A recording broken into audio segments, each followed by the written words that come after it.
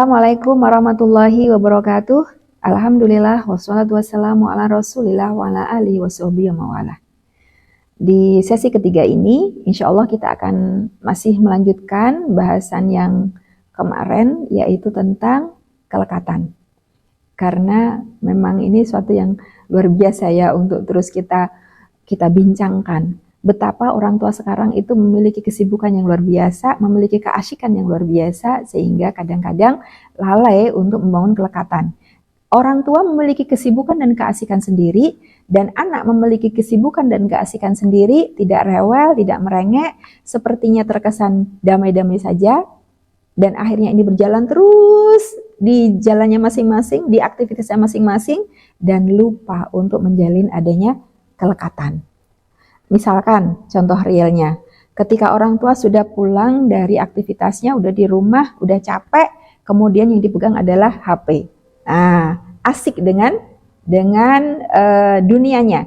Kemudian anak pun begitu, ketika sudah pulang dari sekolah, capek, sebenarnya ingin banyak berdekat-dekat dengan orang tua, ingin banyak lendotan dengan orang tua, ingin banyak sharing, ingin banyak cerita, bertanya, belajar bersama, tapi ternyata orang tua sibuk dengan dunianya, dan akhirnya anak juga diberi kesibukan sendiri yang ternyata itu juga dalam tanda petik akhirnya melahirkan keasyikan. Maka kemudian lambat laun kelekatan orang tua ini semakin jauh dari harapan. Memang tenang, aman, damai begitu ya, tapi sebenarnya dalam jiwanya itu rapuh. Dan pada akhirnya kemudian apa yang terjadi? Anak yang pertama minimal ya banyak hal ya efeknya ini. Yang pertama tentu adalah ideologi dasar berupa keimanan itu kurang terbentuk kepada anak, karena tidak ada interaksi yang dialogis yang lekat untuk dan itu spontanitas dari orang tua untuk menanamkan tauhid ini. Dan akhirnya urusan tauhid itu adalah urusan pelajaran di sekolah, urusan pelajaran di pondok. Padahal tauhid itu adalah dari jiwa.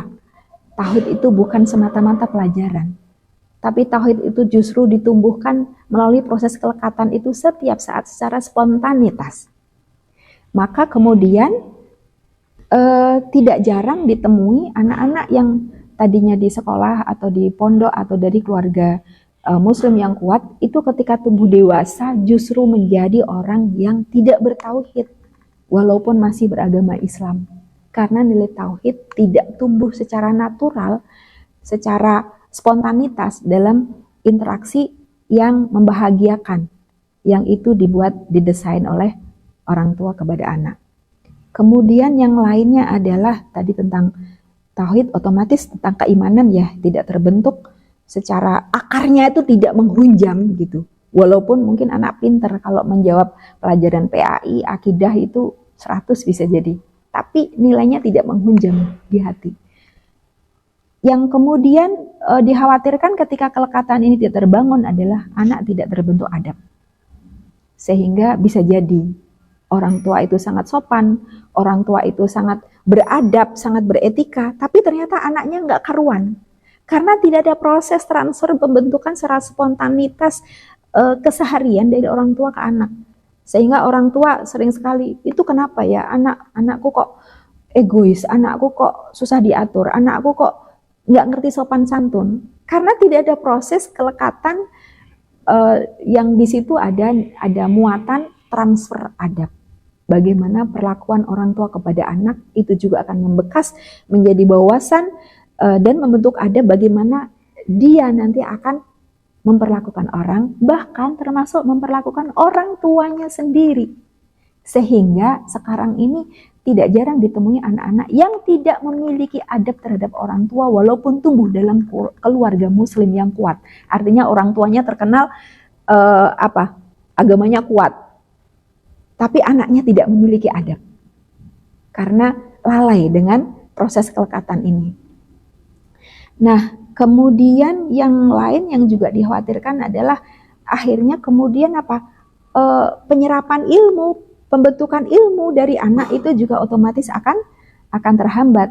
Karena yang namanya ilmu itu kan bukan hanya bagaimana anak belajar mendapatkan nilai perfect menjadi juara kelas, bukan. Tapi bagaimana ilmu itu kemudian membentuk kefahaman, karena ilmu itu adalah cahaya, cahaya dari Allah yang diberikan kepada orang yang dikehendaki. Dan syarat prasyarat ini yang perlu kita bentuk dengan adanya kelekatan ini.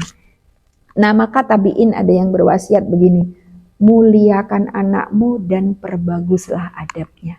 Dan ini sekali lagi bukan hanya lewat nasihat, bukan hanya lewat pelajaran, sudah selesai dititipkan di sekolah Islam, di pesantren, bukan. Tapi yang menjadi modal utama adalah proses pembentukan kelekatan dari sedini mungkin yang spontan dilakukan oleh orang tuanya dalam interaksi keseharian bersama anaknya. Nah, akhirnya dengan kelekatan ini nanti urusannya akan dimudahkan. Termasuk juga bagaimana nanti etika anak ketika dewasa memperlakukan orang tua. Bagaimana anak nanti menjadi pemimpin. Bagaimana nanti anak menjadi calon ayah dan calon ibu yang penyayang. Yang ini akan luar biasa dibutuhkan dalam bangsa maupun negara. Mudah-mudahan keluarga kita terselamatkan. Assalamualaikum warahmatullahi wabarakatuh.